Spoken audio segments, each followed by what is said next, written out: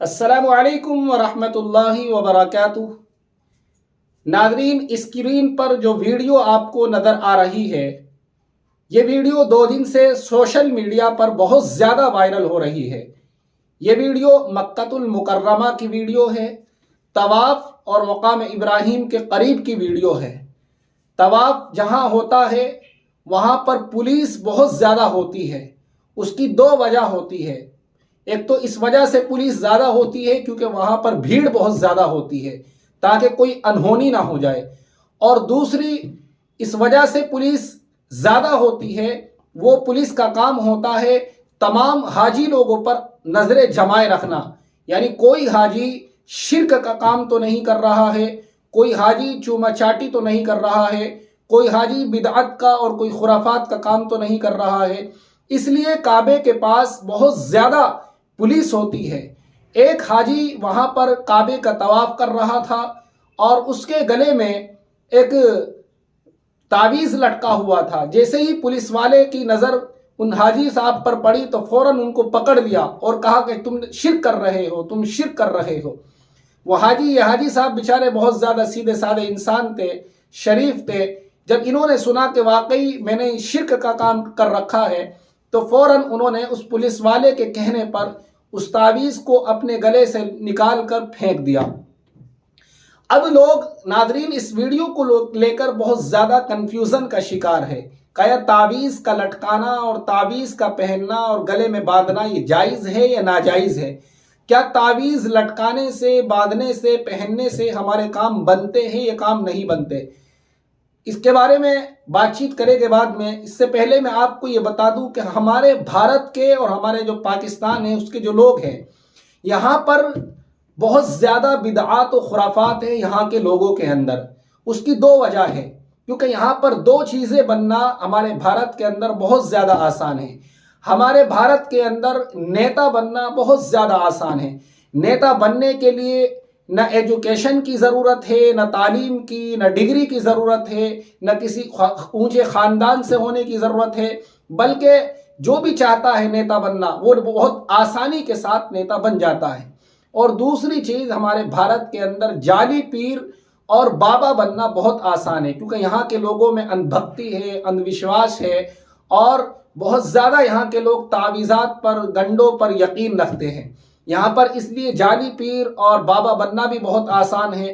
اور جو جعلی پیر بن جاتے ہیں اور بابا بن جاتے ہیں، باباؤں کا روپ اختیار کر لیتے ہیں، وہ مال، دولت، زن ان کے پاس بے انتہا ہوتی ہے۔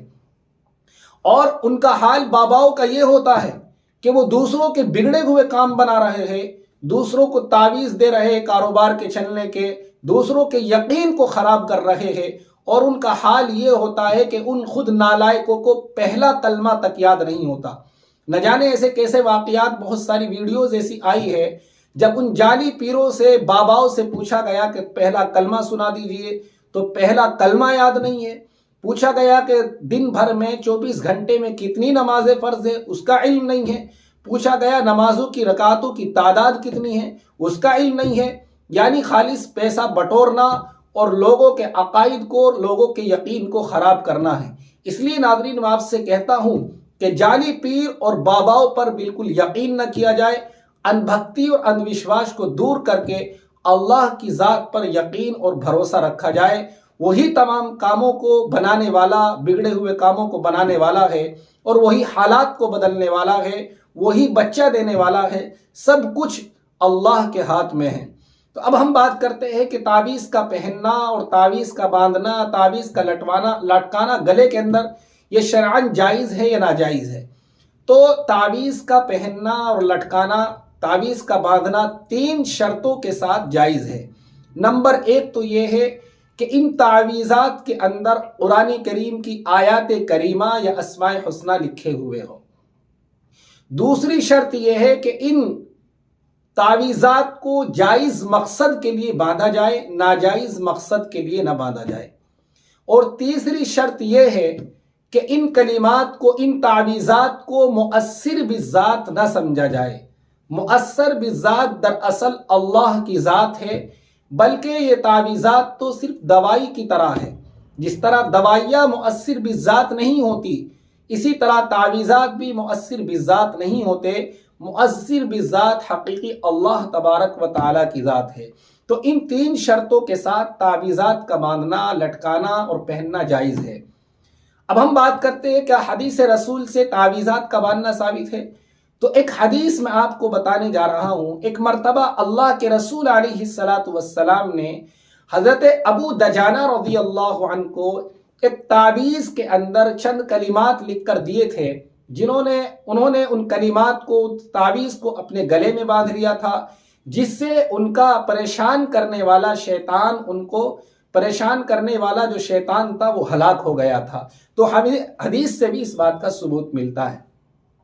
اور حضرت عبداللہ بن عمر بن عاص رضی اللہ عنہ، یہ ایک صحابی رسول ہے، اور اس کے علاوہ بہت سے تابعین ہیں، وہ تعویذات کے جواز کے قائل ہیں، اور جن احادیث رسول میں اللہ کے رسول علیہ السلام نے تعویذات لٹکانے کو شرک کہا ہے، علماء نے اس حدیث کو اس بات پر محمول کیا ہے کہ شرک، تعویذات کا باندھنا وہ شرک ہے جن تعویذات میں شرکیہ کلمات لکھے ہوئے ہو، یا ان تعویذات کو مؤثر بالذات سمجھا جائے، یا ان تعویذات پر یقین کیا جائے کہ جو کچھ کرنے والے کی یہی تعویذ ہے، تو پھر تو شرک ہے۔ اس لیے ان دونوں حدیثوں کو لے کر علماء میں مختلف اقوال ہے، علماء بڑھ گئے، بہت سے جواز کے قائل ہیں، بہت سے آج بھی حرمت کے قائل ہیں۔ لیکن بہتر یہی ہے کہ تعویذات کو نہ باندھا جائے، نہ تعویذات کو گلے میں لٹکایا جائے، بلکہ اللہ کی ذات پر یقین، مکمل یقین اور بھروسہ رکھا جائے۔ ناظرین، جو ویڈیو میں نے آپ کو دکھائی ہے اور جو باتیں میں نے آپ کو بتائی ہے، یقیناً آپ کو پسند آئی ہوگی۔ آپ اس ویڈیو کو آگے ضرور شیئر کیجئے اپنے دوستوں کے ساتھ، اور ہمارے چینل پر نئے ہیں تو چینل کو ضرور سبسکرائب کریں۔ السلام علیکم ورحمۃ اللہ وبرکاتہ۔